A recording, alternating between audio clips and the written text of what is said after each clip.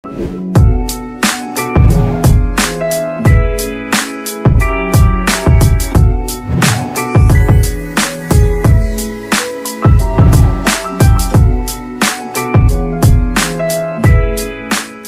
un nouveau jour, comme toujours, nous avons le plaisir de vous servir dans le cadre de ce programme, le débat national. Nous sommes toujours là, à votre service en tout cas. Nous revenons sur les grandes questions qui ont secoué l'actualité de la semaine. Nous sommes samedi 27 mai 2023 et nous émettons à partir de Kinshasa, d'IRC Info.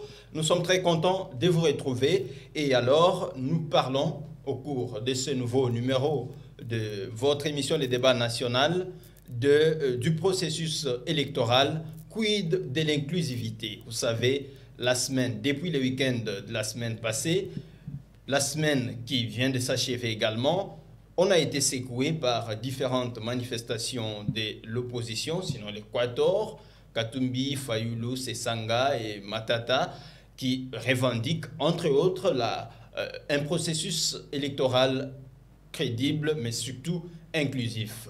Est-ce que ce processus mené par Denis Kadima est-il un processus inclusif? Nous allons en débattre dans cette émission. Je reçois deux invités. Ils sont cadres de leurs différents partis politiques. À ma gauche, j'ai M. Romain Ganjambe. Lui est cadre du parti Agir pour la République, à qui je m'en vais dire bonjour, M. Romain. Bonjour, cher Georges. C'est Agissons pour la République et non Agir pour la République. Merci beaucoup pour le correctif. Dans toutes les émissions où je passe, j'ai toujours tenu à préciser un élément. Mon parti est très bien organisé. Il a des communicateurs bien attitrés qui parlent au nom du parti. Ici, je viens comme analyste politique. Tous les propos que je pourrais tenir ici n'engagent que moi. Ce qui veut dire ça n'a rien à voir avec mon parti, bien que je suis de ce parti-là. Merci beaucoup. Donc, c'était une précision détail et je crois que ça valait la peine. Merci. Alors, vous êtes accompagné ou avec comme co-débatteur M. Toumba Ndombe Paul. Lui est cadre du parti politique Piste pour l'émergence, parti cher à Seth Kikouni. Bonjour et bienvenue. Bonjour, cher Georges. C'est un plaisir pour moi d'être devant vous et devant mon co-débatteur, que je salue en passant. Sinon, la semaine s'est bien passée. Oui, pour moi, la semaine a été bien passée parce que notre parti a vu jour le mercredi passé. Ah, ok. Et après que le parti ait vu jour, on vous a retrouvé dans la rue le jeudi, au cours de la manifestation visant les sit-ins de l'opposition à la CENI. On a juste continué les combats. Ah, okay. On ne nous a pas vus, mais on a juste continué notre combat qu'on a commencé il y a longtemps. Donc, il y a plus de 3 ans que le président national de mon parti, il est toujours à l'opposition. Il n'a pas rejoint l'opposition, mais il est toujours à l'opposition. Okay. Il y a les gens qui étaient à l'Union Sacrée qui ont rejoint plutôt l'opposition. Ok, c'est que vous évoluez toujours dans l'opposition, mais cette fois-là, vous aviez pensé avoir un parti politique. Alors, ce parti, déjà, vous pensez, comme au vu du temps qui nous reste, est-ce que vous pouvez encore tenir pour aller aux élections en décembre, son implantation, avoir des candidats à tous les niveaux? Êtes-vous vraiment prêt? Effectivement, parce que avant de nous lancer, on a pris tout le temps d'étudier les mécanismes et d'étudier la République. C'est pourquoi on s'est lancé. On a déjà plus de 300 candidats qui se sont venus inscrits au niveau national et 200 au niveau provincial. Ah, ok. C'est que là, vous êtes déjà prêt pour le processus. Sinon, le processus mené par Denis Kadima vous garantit-il la crédibilité, mais aussi l'inclusivité? Non, ça ne nous garantit pas. Comment ça? Parce que, premièrement, j'aimerais vous parler, il y a des fraudes électorales qui s'annoncent déjà. Il y a des machines à voter qu'on a trouvées, il y a des machines, des cartes d'électeurs, des culs d'enrôlement qu'on les a trouvées dans les maisons des députés. Il y a les enfants de moins de 18 ans qui se sont enrôlés au Kassai. Donc cela reflète déjà le mafia des pouvoirs en place. Mais pas plus tard que lundi dernier, l'équipe des experts indépendants de la société civile et autres venus au niveau international même on finit, disons l'équipe a fini le travail d'audit du fichier électoral et il en est ressorti que le fichier est fiable et crédible. C'est-à-dire on a élagué tous les doublons possibles, les mineurs et autres. Jusque-là, pourquoi est-ce que vous, l'opposition, vous n'êtes pas garanti d'un processus crédible? Parce que même les gens qui étaient venus là, qu'on parle des experts, c'est toujours leur lien familial. Donc il y a plusieurs à parler, il y a plusieurs à vérifier. Ce que l'opposition veut pour maintenant, c'est les élections libres, crédibles et transparentes, mais dans les délais constitutionnels. Dans les délais constitutionnels, est-ce que c'est faisable? Parce que là, vous demandez assez qu'on puisse faire partir l'équipe Kadima, recommencer les processus à zéro, ou bien vous voulez autre schéma?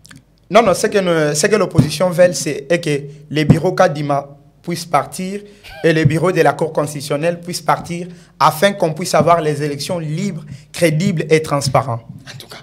Mais je vois votre débatteur Romain Ganjambe sourire, c'est-à-dire qu'il a à réagir vis-à-vis de ça. Mais est-ce que vous ne trouvez pas aussi que les revendications de l'opposition pourraient être fondées à un certain niveau aussi?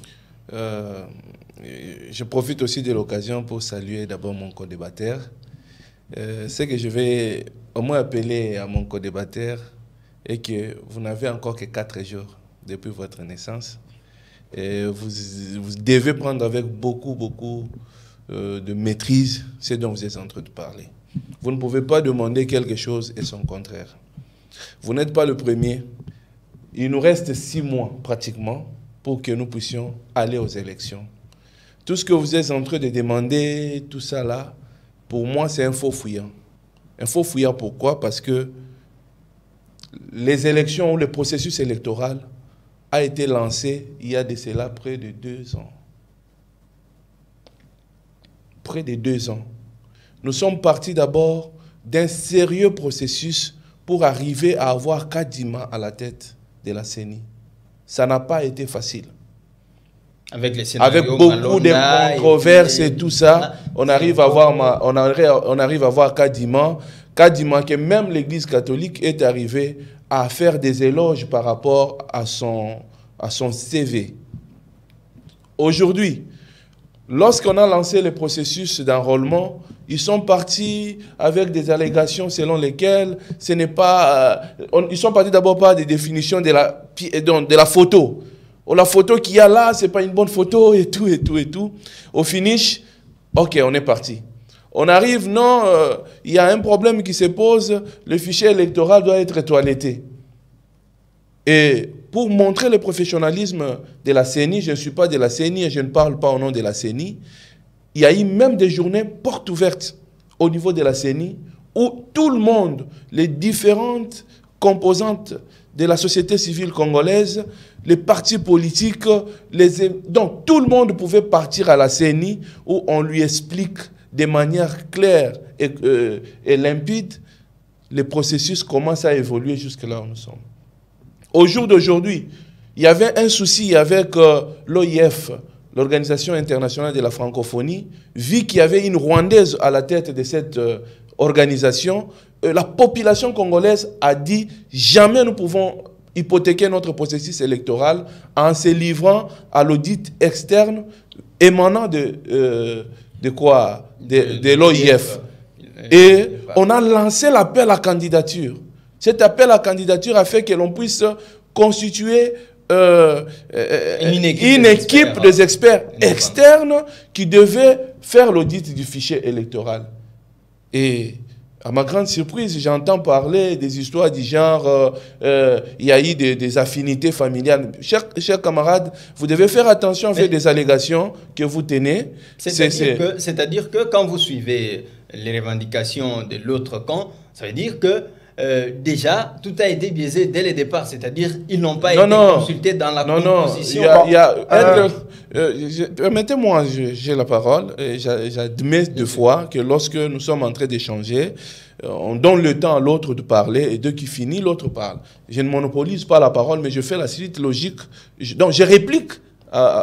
Merci beaucoup. Merci en tout cas pour... Et donc, j'étais en train de dire que vous voyez que là, l'heure n'est pas à ce genre d'aventure qu'amène l'opposition. Il parle que les processus électoraux ou les élections doivent se tenir dans les délais constitutionnels. Vous savez combien de temps ça nous a pris pour avoir Denis Kadima à la tête? Et si nous devons faire rattrapage par rapport au timing, est-ce que les élections pouvaient être organisées dans les temps?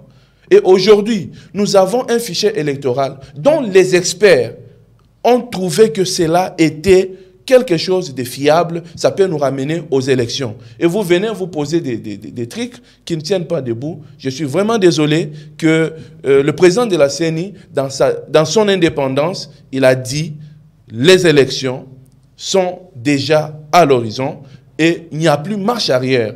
Donc, préparez-vous aux élections. Ne cherchez pas de faux fouillants ou des échappatoires. Allons-y aux élections. Vous avez, je vous remercie et je vous félicite. Déjà, à 4 jours, vous pouvez déjà avoir 300 candidats au niveau national et 200 candidats au niveau provincial. C'est déjà quelque chose de bon. Allez-y dans cette... Sans oublier un candidat président. Sans oublier un candidat que nous sommes les indépendants possibles ou les démocrates possibles.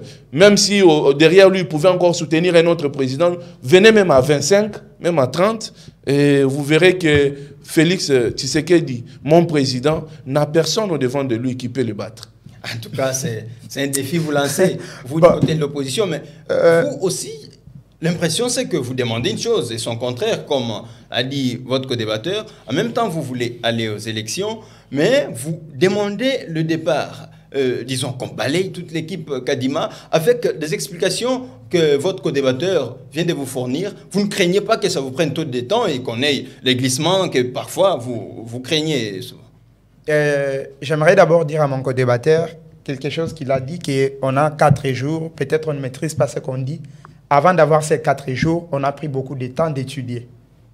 D'étudier la RDC, d'étudier beaucoup de partis politiques, d'étudier plusieurs choses qui se passent dans notre pays. Il faut rappeler que Seth Kikouni était déjà candidat président de la République. C'est ce que j'aimerais lui rappeler, que Seth Kikouni n'est pas candidat aujourd'hui, ou bien il n'est pas politicien de 4 jours.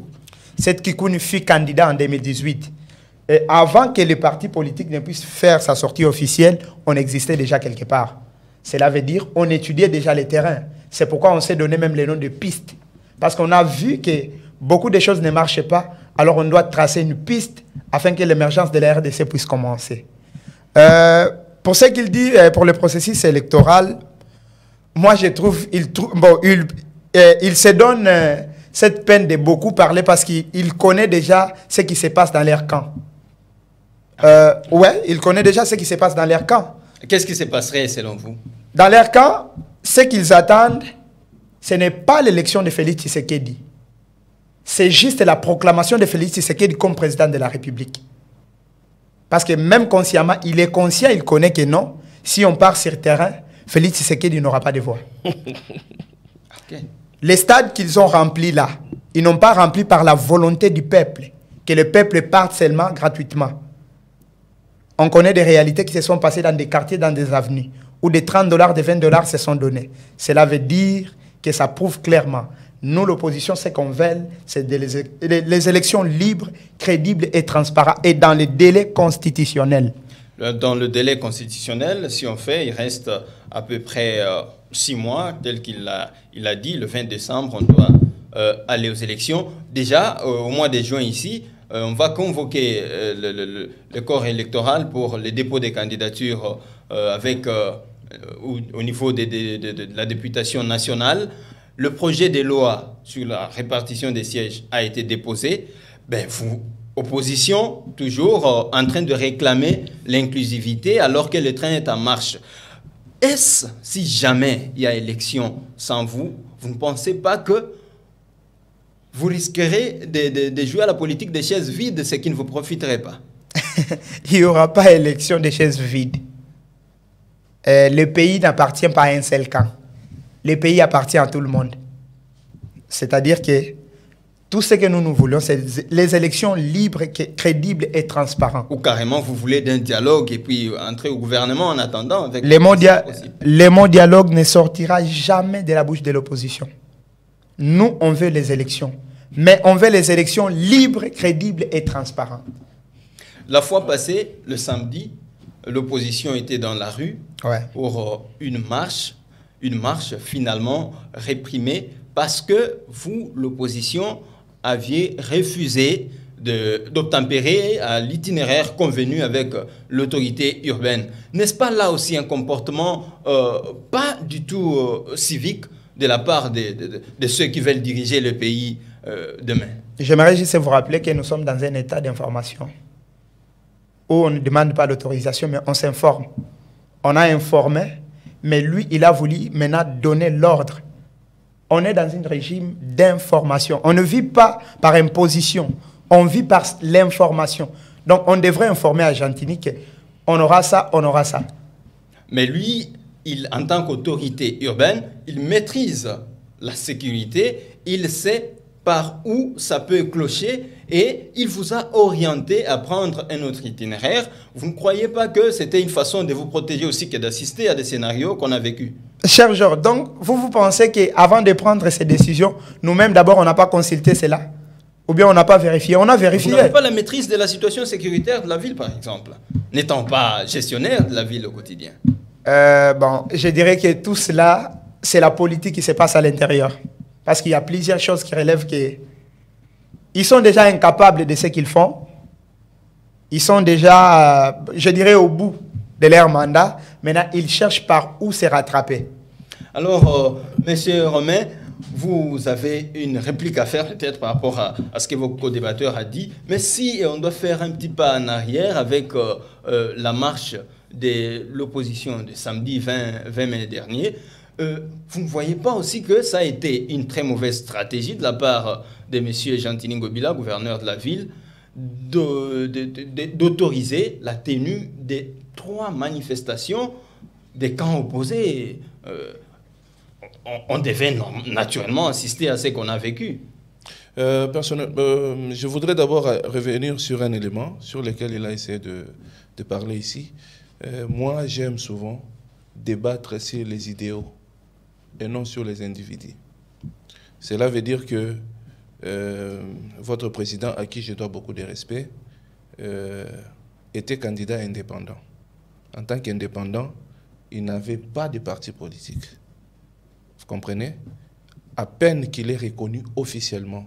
Si je parle de 3-4 jours, je suis précis. Parce que c'est jeudi passé, mercredi, je pense, qu'il y a eu la sortie officielle de votre parti. Et c'est en connaissance de cela où votre parti est reconnu par l'État congolais. Ça, je passe. Et je voudrais vraiment préciser à notre ami que si nous voulons un État de droit, nous devons nous soumettre, se soumettre aussi à l'autorité établie. C'est cela aussi un État de droit. Ça veut dire, aujourd'hui, vous êtes en train de prétendre que demain, vous allez avoir 300 députés nationaux, 200 députés provinciaux. C'est pour qu'ils puissent gérer demain. Et vous aurez besoin de gens qui doivent se soumettre à l'autorité établie. On ne badine pas avec l'État. Ça, c'est un élément. Cela ne veut pas dire que quand on est de l'opposition, on est censé bafouer la loi parce qu'on est de l'opposition. C'est une mauvaise pratique et une mauvaise idéologie que l'opposition tente de donner comme leçon aux gens. Mais est-ce que le droit de manifester n'est pas aussi Non, le droit de manifester est constitutionnel. Mais la même constitution reconnaît l'autorité établie, l'autorité étatique. Ce qui veut dire quoi? Oui, la marche doit se faire. Qu'est-ce qui s'est passé? Vous savez que cette marche a connu des reports. Elle devait se tenir le 13. Pour des contraintes sécuritaires, vous savez que notre ville aujourd'hui, par rapport à tout ce qui se passe dans le plateau de Batéké, nous avons une situation sécuritaire qui est un peu tendue. Et ce n'est pas un matin parce que vous devez savoir qu'il y a des agents de l'État, de la sécurité, qui sont commis dans ces lieux-là, qui à chaque minute, chaque instant, informent les autorités de ce qui se passe, que vous, l'opposition, vous n'êtes pas informés de ça. Et quand vous informez à l'autorité, l'autorité trouve que le moment n'est pas propice. Voilà, vous devez faire votre marche les 13. Et pardon, les 18.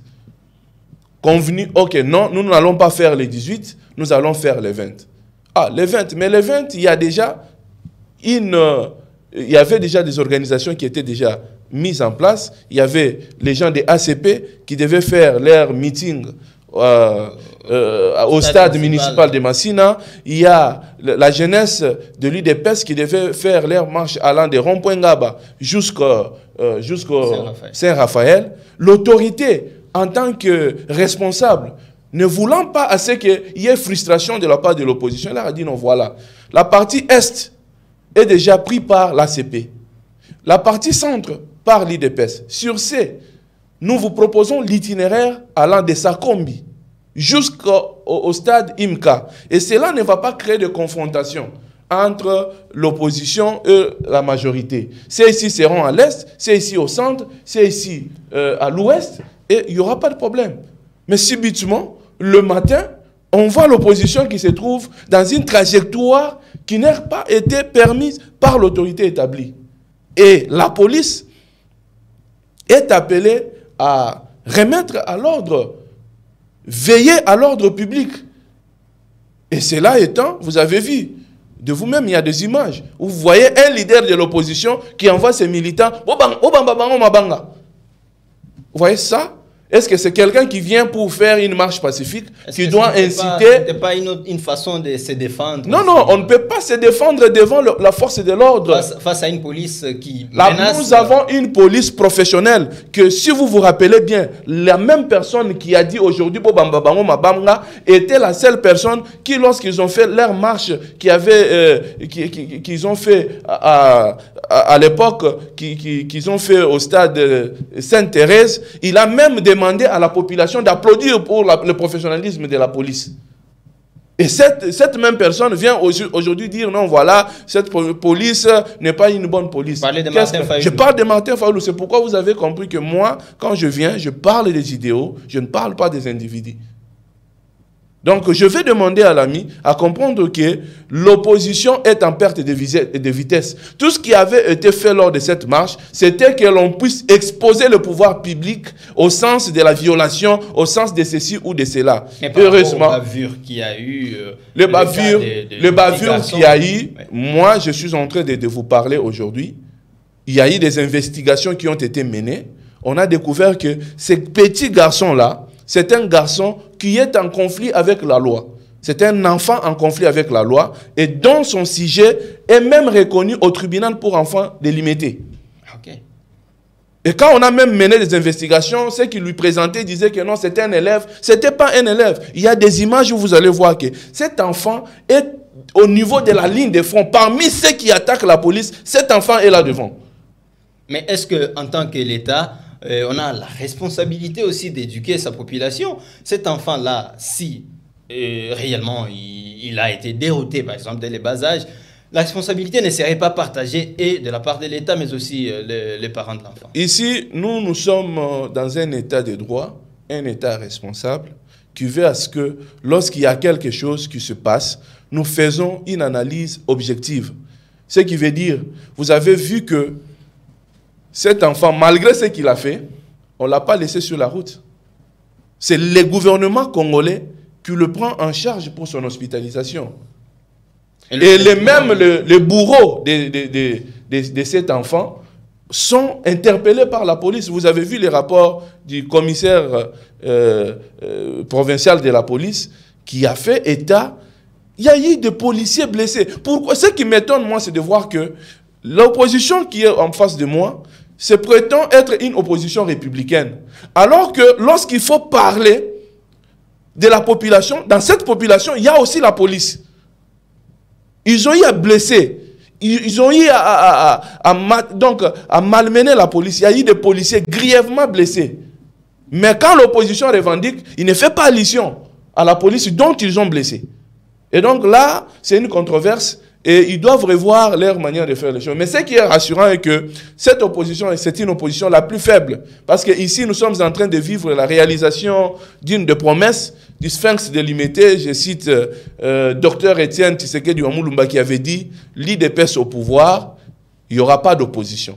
Et ce que vous faites là, vous vous imaginez dans une marche, Vous voyez les gens qui viennent avec des véhicules blindés. Ça veut dire quoi? Ils avaient déjà préconisé qu'il devait y avoir des histoires pas bien qui devaient se faire.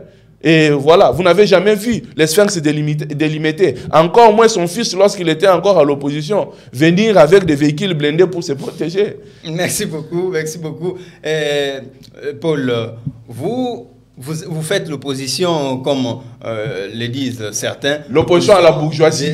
À la bourgeoisie, voilà. C'est un peu ça les termes. Donc, vous imaginez les gens qui viennent en habit propre, en habit blanc, et ils repartent chez eux en habit blanc, sans être tachés. J'aimerais d'abord lui rappeler, il vient de parler de la police, que ce sont les professionnels. Son président, que je ne cite pas les noms, hein, ici. Je ne suis pas venu faire sa publicité. Président du parti, son président de la République. Son président de la République. Ah, toi, tu as une autre république de tout le monde. Toi, tu as une autre république une république de Kikouni, c'est ça? Bon, vous pouvez appeler comme le président de la République en Chine. Si vous avez suivi son point de presse, qu'est-ce qu'il a dit? On a un policier qui n'est pas formé il y a de cela 18 ans. Alors que lui qui est en face de moi, il vient de me dire que ce sont des professionnels. Alors, non, ici, je parlais de... Est-ce que je peux parler? Non, je suis en train... Parce que si je vous laisse partir, je vais perdre l'idée. Je parlais de Fayoulou, de M. Fayoulou, lors de leur meeting, protégé par la police. Il avait demandé à la population d'applaudir pour le professionnalisme de la police. Dans le même ordre d'idées, il y a aussi le président de la République qui a dit que le colonel a fait bien son travail. Mais arrivé en Chine, lui aussi, il a dit que cet même policier est mal formé. Il y a aussi... Non. Là, ce sont deux cas différents. Des cas différents. Le colonel qui l'a félicité, c'est le colonel qui lui avait assuré la sécurité lors d'une marche où ce colonel lui disait... La sécurité, il lui avait empêché d'aller à l'imiter. Il lui avait empêché par mesure de protection. Par mesure de protection. Voilà. Il lui avait dit, oui, il devait partir chez ses parents. On lui a dit, monsieur, vous ne passez pas, parce que là-bas, ça ne va pas. Et après, il y a eu des morts. Non, il lui a dit clairement dans ses vidéos, le monsieur est en train de lui dire, tu ne passeras pas ici. Même lui-même, le président, a dit, est-ce que vous vous souvenez de notre discussion, quand tu avais refusé que je puisse partir voir mes parents, il n'a pas dit que non, là où il y a des tueries et autres. S'il vous plaît, Paul, oui. Il y a une situation qui... me touche toujours au cœur. Je me pose la question, pourquoi pas une opposition en lieu et place de vouloir des manifestations qui parfois débouchent à des violences extrêmes? Pourquoi pas se mettre sur une table entre opposants, faire des propositions en vue d'aider le gouvernement là où ça ne marche pas, faire des critiques constructives pour que l'on ait des solutions, parce que c'est le gouvernement du pays. Quand ça va mal, même les opposants sentent que ça va mal. Pourquoi pas faire ces propositions-là en lieu et place de toujours manifestations dans la rue, on voit des gaz lacrymogènes, ainsi de suite? Donc, dans les revendications, il y a aussi sous forme de propositions. Quand on vous dit que la vie est chère, donc cela veut dire que c'est à vous de régler. Donc, c'est déjà une proposition. Même dans la critique, il y a toujours des propositions. Même dans les revendications, il y a toujours des propositions. La revendication n'est jamais une proposition. Il y a toujours des propositions. Pourquoi? Quand quelqu'un marche et vous dit que la vie est chère, cela veut dire que ça vous interpelle quoi, vous les gens du gouvernement? Ça doit vous interpeller que nous devons faire de nos mieux pour que la vie puisse maintenant bien marcher, pour que la population... Quand il y a des intellectuels tels que M. Seth Kikouni, quand il y a... c'est un entrepreneur, à ce que je sache, et puis des économistes tels que Matata Pogno, ce sont d'intelligence, des Délice Sanga et tout le monde d'autre. Mais pourquoi est-ce qu'ils ne peuvent pas faire des propositions concrètes, rencontrer par exemple le Premier ministre ou monsieur le Président de la République? Voici ce que nous vous proposons pour sortir notre pays de cette situation, en attendant qu'on aille aux élections en décembre, parce que le pays nous appartient nous tous. C'est pourquoi je vous ai dit, même dans les critiques, il y a toujours des propositions. Si le gouvernement est attentif, il fallait qu'il puisse commencer à suivre la critique de l'opposition afin qu'il puisse se constituer les idées de faire bien avancer le pays. Et puis apparemment, l'opposition se contente des violences quand il y a bavure pour brandir cela comme argument lors de leurs manifestations et se faire une certaine crédibilité au sein de l'opinion. Non, un véritable papa ne peut pas accepter qu'on puisse détruire sa maison afin qu'il puisse se glorifier à l'extérieur. C'est-à-dire vous revendiquez finalement quoi? Parce que vous demandez les élections dans le délai et le calendrier électoral. Et là, avec une date précise, le 20 décembre, il y aura élection selon les affirmations du président de la CENI. Récemment, je crois, le mardi, il a été reçu par le Premier ministre qui lui a rassuré de mettre à sa disposition tous les fonds nécessaires pour qu'il y ait respect de ces calendriers électoraux-là. Vous ne croyez pas toujours à un processus crédible alors qu'on a audité les fichiers électoraux par des experts indépendants, alors qu'il y a une journée porte ouverte? Pourquoi vous n'approchez pas M. Kadima sous un autre format et avoir les garanties? Bon, même... C'est pourquoi je répète la même chose, que même dans des critiques, il y a toujours des propositions. Ce que l'opposition veut, c'est des élections d'abord libres, crédibles et transparentes. Ça s'est passé au temps de Félix, ça s'est passé au temps de son père. Avec des violences il y a eu même des tueries. Même mon frère qui est là, il connaît ça. Il y a eu même des tueries à leur époque. Quand il dit que l'opposition a pété, comme souvent ils disent, non, moi je les trouve que peut-être... Mon cher Georges, vous allez vous rendre compte que vous lui avez posé une même question 3 fois, il n'a pas pu vous répondre. Oh là là. Vous voyez? Merci beaucoup, laissez-le achever son idée. Je suis en train de... Vous savez, l'opposition, l'objectif de l'opposition qu'eux sont en train de mener, c'est une opposition de quitte droit de là que je m'y mette. Et puis ici, je suis en train d'appeler à l'attention de toute la population. L'opposition n'ayant plus des arguments pour convaincre la population, l'opposition s'est agreffée sur un nouveau paradigme lié au tribalisme. Et ça, nous disons que le tribalisme n'a pas sa place en République démocratique du Congo. Aujourd'hui, vous voyez ce que Mike Boukeba... Vous m'avez d'abord arraché la parole, donc ce n'était pas à vous. Voilà, je vous retourne votre parole. Je dois d'abord vous parler, comme vous venez de dire, que vous rappelez à l'attention de la population que l'opposition se penche maintenant au tribalisme. J'aimerais aussi dire à la population que le gouvernement en place n'a plus le temps de résoudre votre vie. Ce que vous devez savoir, c'est quoi? Les jours où vous serez dans votre case pour voter, vous le ferez pendant des minutes. Mais ces conséquences, vous allez les subir plus de 5 ans. Alors soyons intelligents.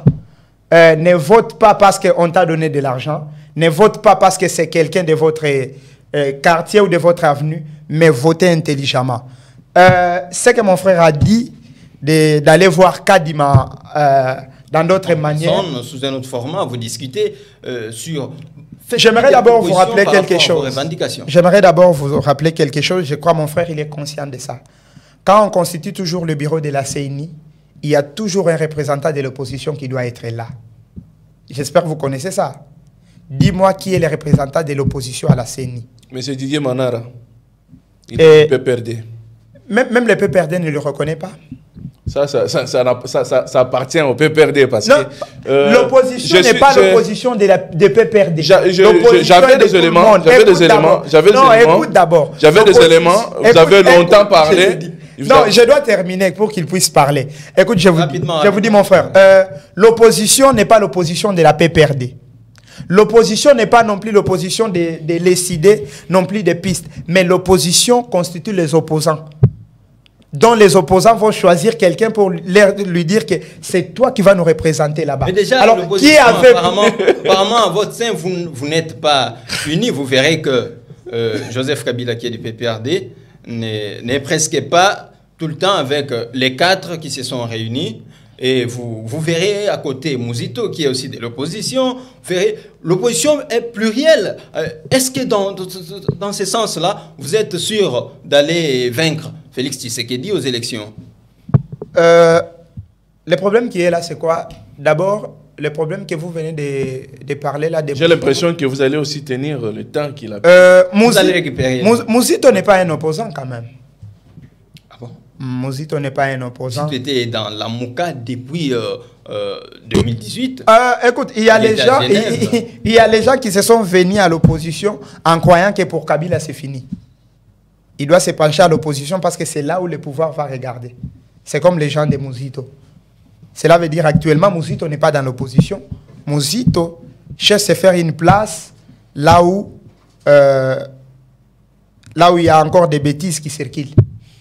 Comment ça? Vous pensez que dans l'autre camp, c'est-à-dire l'Union sacrée, Mouzito voudrait rejoindre le camp Félix Tshisekedi? C'est ça, selon vous? Mais c'est selon les démarches que Mouzito est en train de mener. Vous avez des preuves? Il y a beaucoup de preuves. Mouzito est en train de mener des marches afin qu'il puisse rejoindre l'autre camp que je ne citerai jamais. Merci beaucoup, M. Romain. Vous avez à réagir par rapport à ce que votre co-débatteur a dit. Je pense que mon co-débatteur doit prendre beaucoup de temps. Beaucoup de temps pour... je pense il y a plusieurs émissions qu'avait menées, permettez-moi de les citer, l'actuel président du CESAC, oui, M. Christian Bossembe, qui avait dit qu'il va commencer à donner cours aux nouveaux opposants comme vous venez de commencer, comment on esquive les lacrymogènes, quelles sont les stratégies, tout ça, vous devez aller là-bas pour suivre vraiment une formation en opposition. Et ce qui concerne vos combats ou vos querelles entre Mouzito, Fayoulou et consorts, ça c'est votre affaire de famille qui peuvent être réglées en famille, ça ne me concerne pas. Mais ici, je vais ici réagir à propos de tous les éléments dont vous venez de faire allégation. Je venais de dire ici que vous lui avez posé une question 3 fois et il n'a pas pu vous répondre. Pourquoi? Parce qu'ils n'ont rien à proposer. Ils vont proposer quoi? Ils ont une politique de haute toit de là que je m'y mette et c'est fini. Ici, vous avez remarqué qu'il y a quelques années ici, Moïse Katumbi, avec sa minoterie de Kachobwe, ils ont fait de publicité, même dans des chaînes internationales, pour dire que c'est une minoterie qui a une grande capacité où ils peuvent nourrir toute la République démocratique du Congo. Mais aujourd'hui, la seule province, donc je peux dire 3 provinces, Okatanga, Tanganyika et consorts, n'étaient pas en mesure d'être nourris.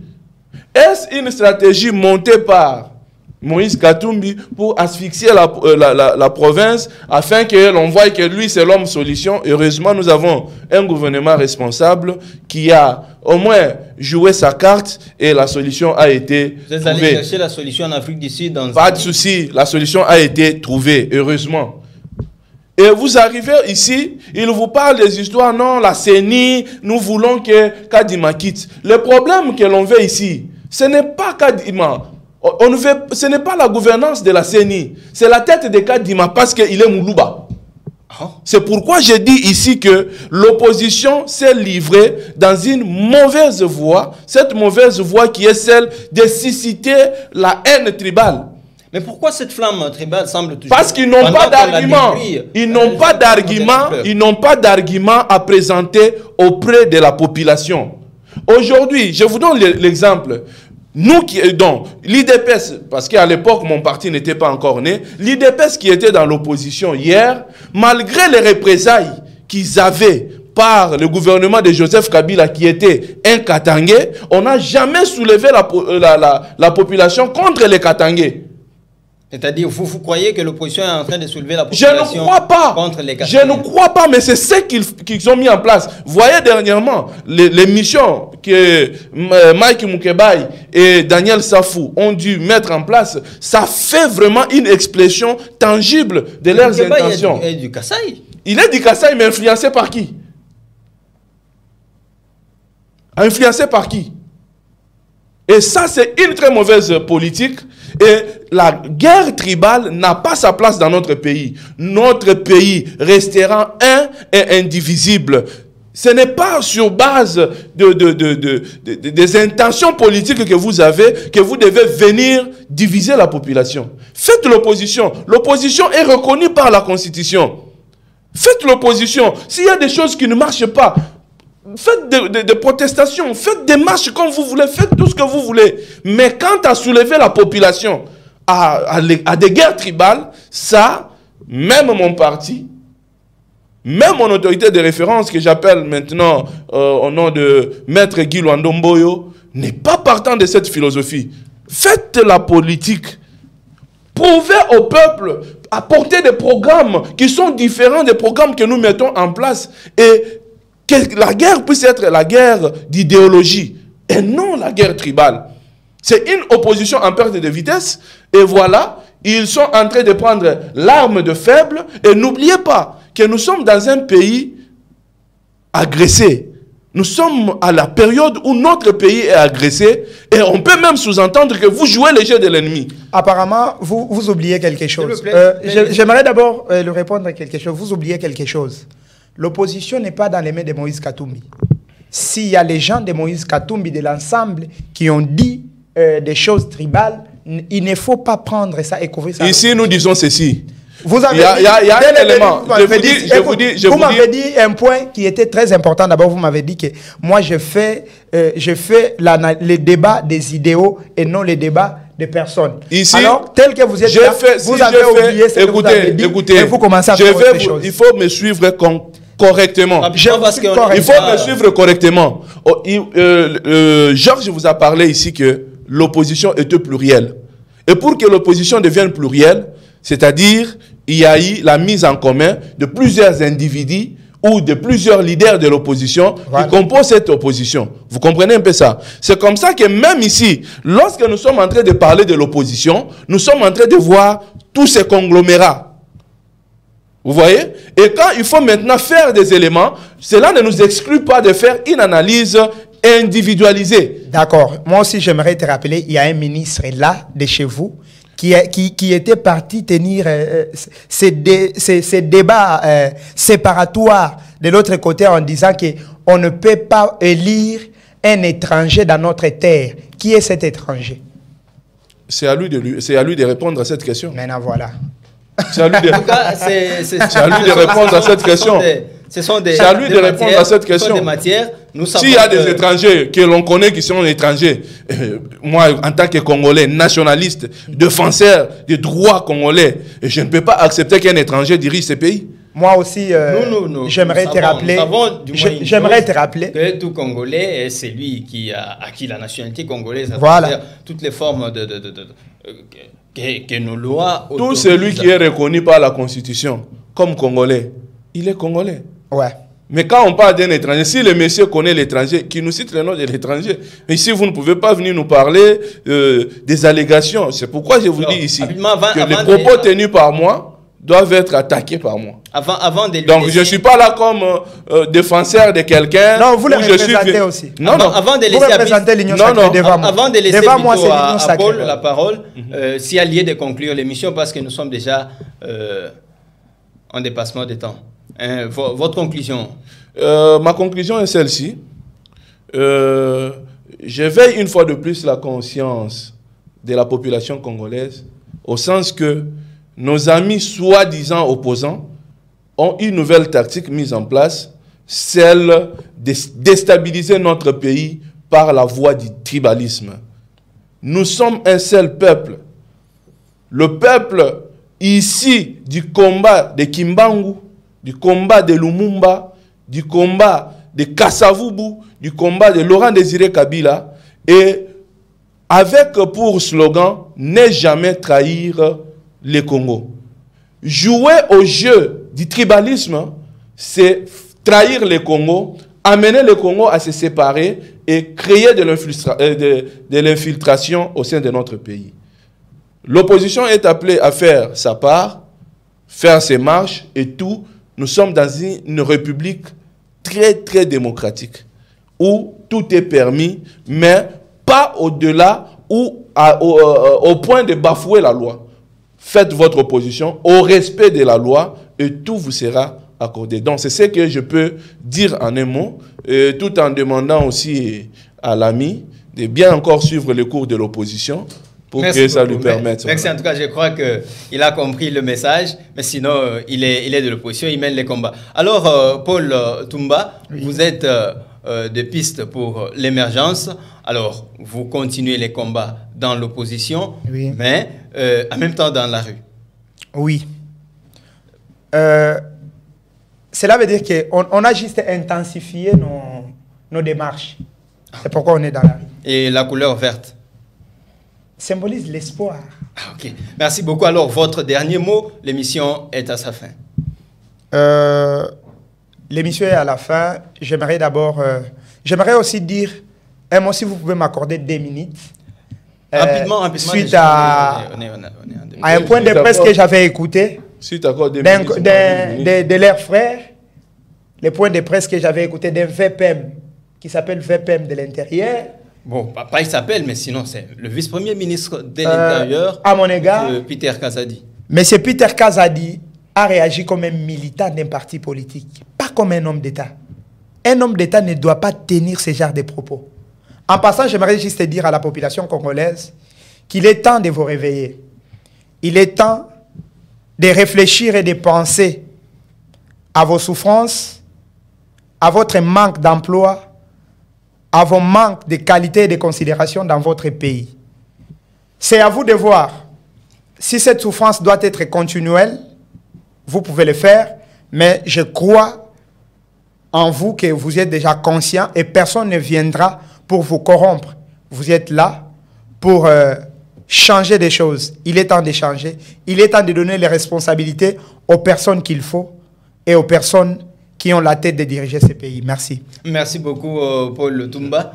Vous n'avez plus à... Non, c'est juste... le temps... c'est juste saluer ma mère qui est en vacances ici. Ah, ok.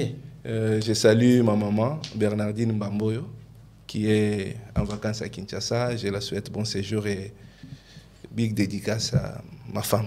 Madame, merci beaucoup, monsieur le marié. Ça fait bien quand on est marié aussi. Donc nous saluons madame de là où elle nous suit. En tout cas, toutes les bonnes choses à vous.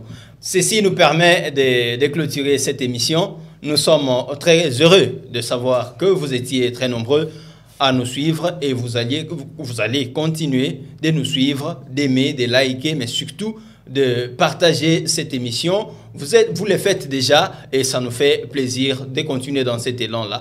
Le Congo reste au-dessus de toutes nos considérations partisanes.